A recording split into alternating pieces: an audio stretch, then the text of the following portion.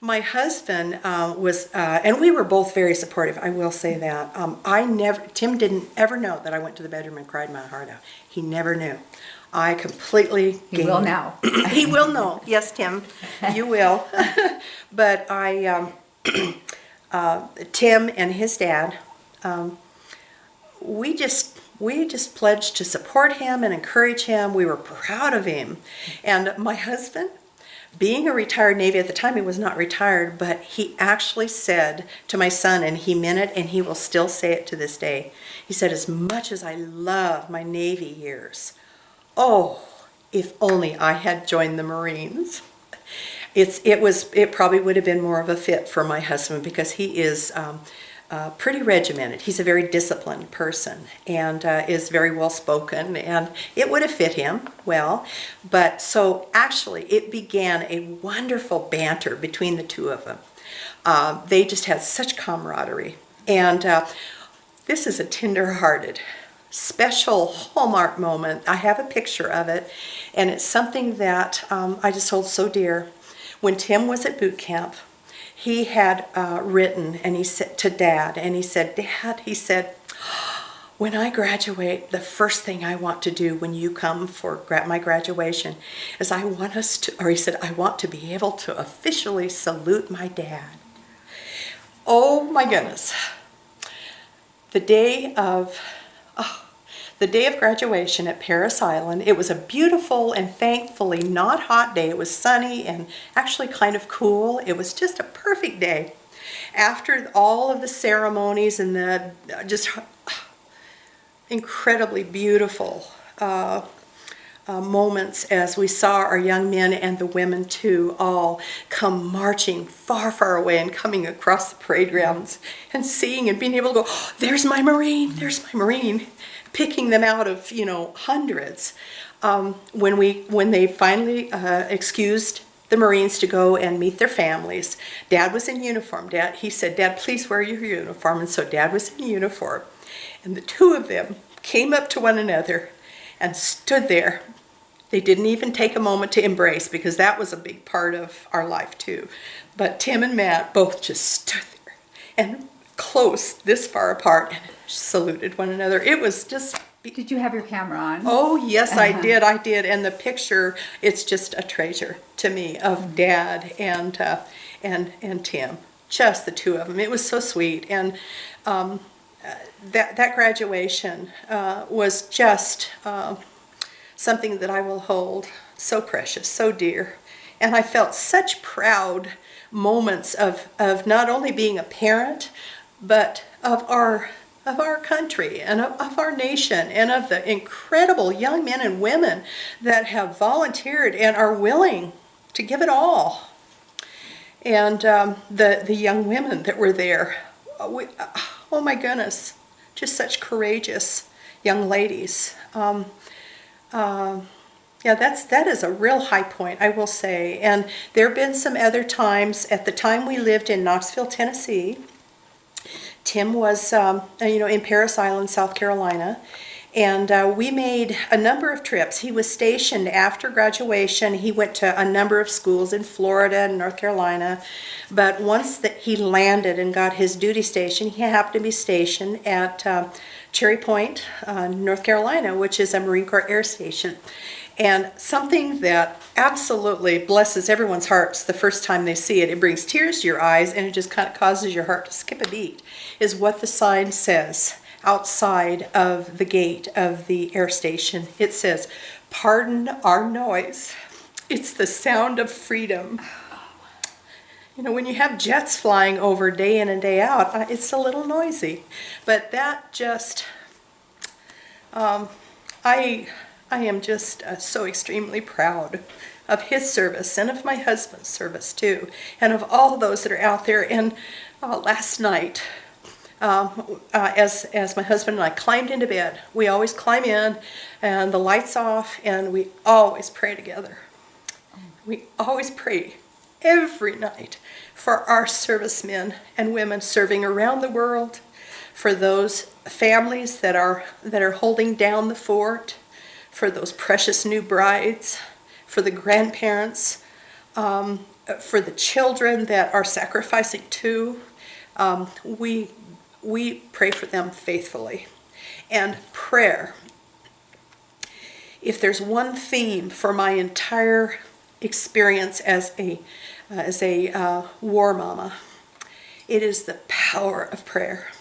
I have seen miracles, and the biggest miracle for me is that my son, Tim, he has experienced those miracles, powerful experiences of deliverance from incredible danger.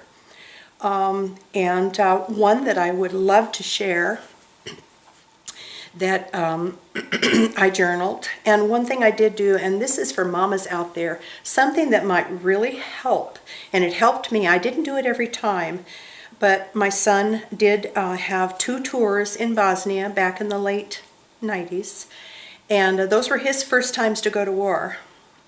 And the second time when he had returned, they were 6-month tours. The second time that he returned, I knew what we were dealing with because we had gone through the first one, the first tour, and I knew it was very dangerous. And it was wartime. And at the time we lived in Tennessee, and I'm not a morning person at all. I sleep late every day, and it's part of health issues, but that's just me. I'm a night owl, if anything. But one morning, at 4:45, I looked at my clock. I rolled over, and I saw 4:45 on the night little clock. And that was unusual for me because I just did not wake up at that time. I woke up at 8:30 or 9, but I woke up at 4:45, and my husband was beside me, sound asleep. And I just clearly heard, not audibly, but I heard, "Get up and pray. Get up and pray." And I did. I got up and I went out of the master bedroom down the hallway, and I went into my sewing room, and I had a little day bed in the sewing room. And I knelt and I prayed. And I prayed for probably 45 minutes to an hour for Tim. And I had no idea what, why, but I did it. I felt so called to do this. And at the end of that time of prayer, I got up. I went and I got back in bed, and I just fell right to sleep. 2 days later, I received a phone call from Tim, and phone calls were rare because they were out in the middle of nowhere. But I received a phone call, and Tim said, "Mom, I have to ask you a question." He said, 2 days ago, and he didn't begin telling me what had happened, but he said, "Were you praying for me specifically? Was there something, did you feel led?" And I said, "Honey," and I told him about 4:45 a.m., and he just gasped, and he said, "Oh my goodness, Mom." He said, "That was exactly," and he said, "That was exactly," it was 10:45 in the morning where we were located, and it was, he began to share a story. And Tim was not one, just like all the others, he was not one that shared things. He waited, and in fact, he waited years to share a lot of things. And when he got home, sometime after the first tour, he would share some things, but very little. And that is just something part of training. You're very discreet.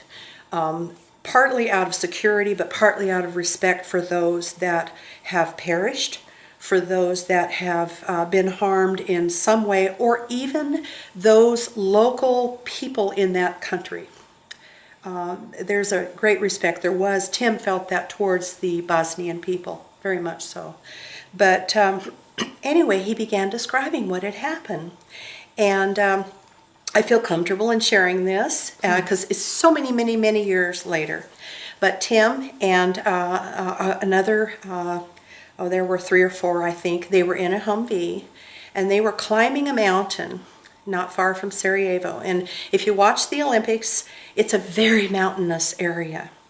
And they were climbing a mountain on a highway that was, if you look over the edge, was probably 1,000 feet at least drop. And there were some guardrails, but not always. And he said, we were actually going up the hill. And he said, we're just, very careful going along. And I don't recall if Tim said he was driving or he was in the passenger side, I'm not sure.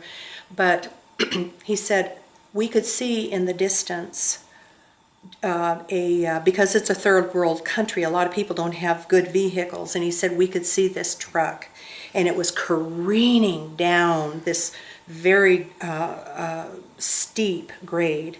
And he said it was careening, it had lost its brakes. And he said it was just all over, and he said it was coming straight at us.